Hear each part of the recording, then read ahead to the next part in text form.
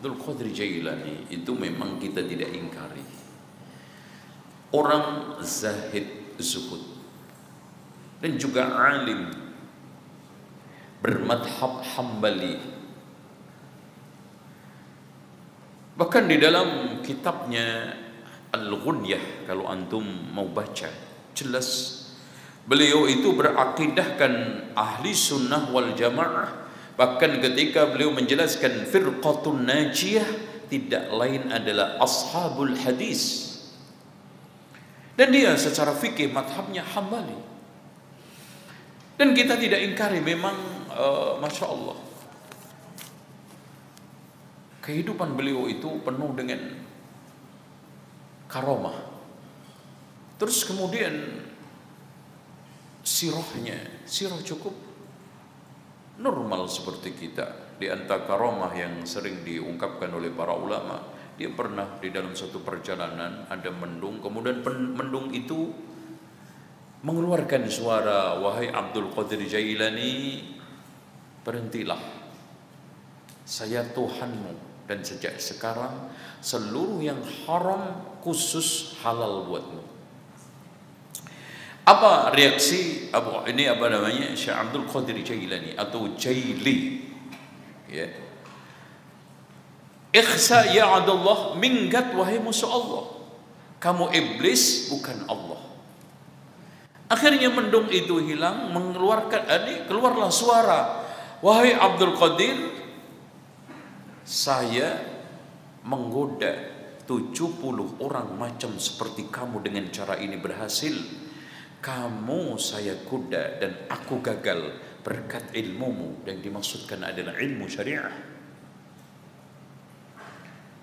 Cuma dengan sekalian di sana ada orang yang gulu, apalagi kitab yang ditulis pada abad ke-12 Hijriah. Beliau hidup pada abad berapa? 5, nggak nyambung banget. Berapa abad yang beredar di dalam kalangan orang awam.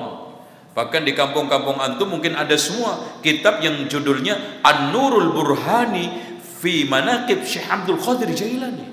Bahkan kebanyakan mereka hafal. Di sana banyak cerita-cerita yang tidak berdasar dan tidak masuk akal. Yang aneh, cerita di situ diturunkan pernah Syekh Abdul Qadir Jailani bertapa di pantai Baghdad.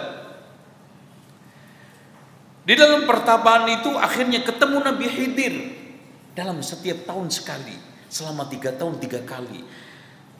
Setelah pertemuan yang ketiga, Syekh Abdul Qadir Jailani diizinkan untuk selesai riyadhahnya. Sudah cukup harus mengajarkan ilmunya. Akhirnya datanglah ke Baghdad. Orang di Baghdad merasa meremehkan ulama-ulama, lu siapa? Akhirnya ditantang debat oleh ulama-ulama ahli hadis, ahli tafsir, ahli fikih. Ratusan ulama di dalam debat itu semua kalah. Kenapa? Karena tiba-tiba dari dada Syekh Abdul Qadir Jailani keluar cahaya. Dengan mudah Syekh Abdul Qadir Jailani mematahkan argumen satu persatu ulama-ulama tersebut. Menanglah. Dari situ Syekh Abdul Qadir Jailani mulai tampak kehebatannya di depan ulama-ulama Baghdad pada zamannya. Makanya dari sana ciri mukjizat, ciri karamah itu diantaranya nggak bisa didemonstrasikan. Makanya kalau ada katanya orang bisa punya karamah, bisa didemonstrasikan, itu bukan karamah tapi khurafat.